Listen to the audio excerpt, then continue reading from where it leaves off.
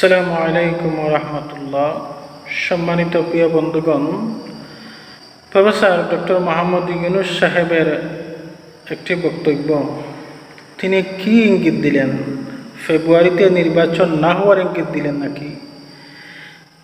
Professor doctor Mohammad Yunus সাহেবের একটি বক্তব্য রাজনীতি অঙ্গনে তোলপাড় সৃষ্টি করেছে।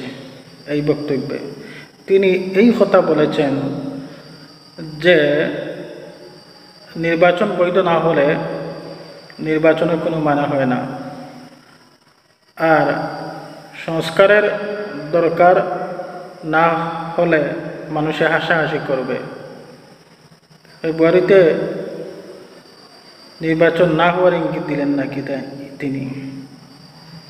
দেখেন সম্মানিত প্রিয় দর্শক মণ্ডলী, প্রফেসর ডক্টর মোহাম্মদ ইউনূস সাহেব উনি খুব ভালো একজন মানুষ, নরম দিলের মানুষ।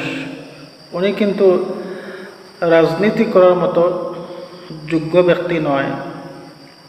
রাজনীতি করতে হলে খুব গাড়ি খাল লাগে, যা ছিল শেখ হাসিনা। গালি দেন, অপমান করেন, অপদস্থ করেন, গায়ে লাগতো না। কান্নাকাটি করে, কৌশল করে মানুষের মন বুলিয়ে নেয়। কোন পদ্ধতিতে রাজনীতি করতে হয় তা শেখ হাসিনার জানা ছিল। তাই 16টা বছর শেখ হাসিনাই আমার মনে হয় ভালো রাজনীতি করে গেছে। এই বাঙালি জাতিকে আলিফর মতন রেখেছিল। সকালে খাবার দিত, বিকালে ডান্ডা দিত।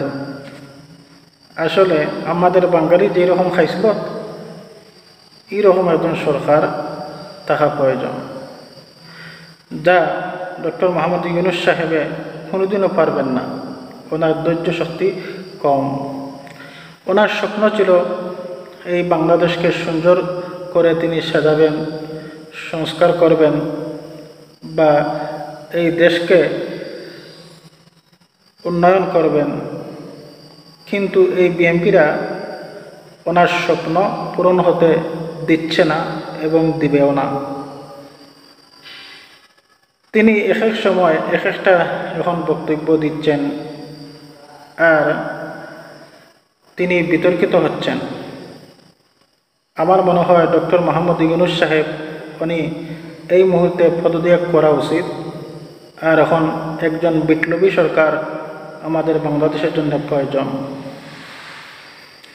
যাই হোক, সবাই সুস্থ থাকেন, ভালো থাকেন। আসসালামু আলাইকুম ওয়া রাহমাতুল্লাহি ওয়া বারাকাতুহু।